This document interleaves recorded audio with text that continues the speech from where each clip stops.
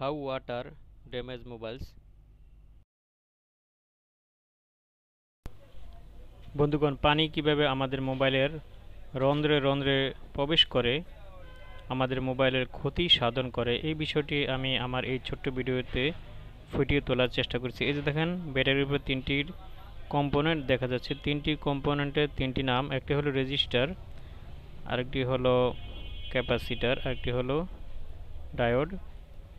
তিনটি পার্টসের তিনটি নাম। বন্ধুগণ, তিনটি পার্টসের যেমন তিনটি নাম, তিনটি আলাদা আলাদা কামও আছে। যখন এগুলি পানিতে পড়ে বা এগুলির ভিতরে পানি ঢুকে তখন নাম আলাদা হলেও কাম অনেকটা এক হয়ে যায়। দেখেন, এই যে রেজিস্টার ভ্যালু দেখাচ্ছে, ফুল কন্টিনিউটি দেখাচ্ছে। ওকে, এবার আমি ক্যাপাসিটার ম্যাপে দেখাচ্ছি। ক্যাপাসিটার কোনো ভ্যালু দেখাবে না। এই যে দেখেন, কোনো নড়াচড়া করছে না। ক্যাপাসিটার সাধারণত ফিল্টারের কাজ করে, নেগেটিভ পজিটিভের মাঝখানে বসে ফিল্টারের কাজ করে। ওকে, কোনো ভ্যালু দেখাবে না, কিন্তু পানি ঢুকলে এর চেহারা পাল্টে যায়। এটা হলো ডায়োড। দেখেন,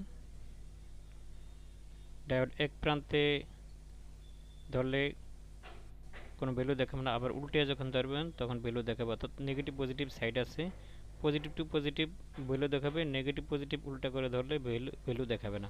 তো বন্ধুগণ, এই তিনটি পার্টসের উপর আমি এখন পানি ঢেলে দেব। ওকে, দেখবেন মজার ব্যাপার। একটু ওয়েট করি। এই যে সামান্যতম পানি আমি ঢেলে দিলাম। বন্ধু, এখানে শেখার অনেক কিছু আছে। যারা মোবাইলের কাজে নতুন তাদের জন্য এই ভিডিওটি। বন্ধুগণ, পার্স নয়, দুই প্রান্তে দুইটি প্রফ ধরলাম। দেখেন, মিটারের দিকে তাকান, মিটারে কাটা ঘুরছে। তো বন্ধুগণ, পার্স মাপলে পার্সের ভ্যালু এখন দেখাবে, তবে যে ক্যাপাসিটার ভ্যালু দেখানোর কথা না সেটাও দেখাবে। রেজিস্টার তো ভ্যালু দেখাবেই।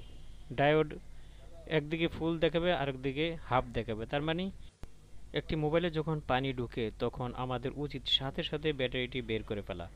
যতক্ষণ পর্যন্ত কোনো মিস্ত্রির কাছে নিয়ে সম্পূর্ণ খুলে হটগান দিয়ে হিট দিয়ে ভালোভাবে পরিষ্কার করে শুকিয়ে না নেব, ততক্ষণ পর্যন্ত ব্যাটারি আমরা সেটে লাগাবো না। ওকে বন্ধুগণ, আমরা কি করি, অনেকে এভাবে কোনোরকম ঝেড়ে মোছে কোনোরকম শুকিয়ে তারপর আবার ব্যাটারিটি লাগাই, তারপরে এই সেটের 12টা বাজে।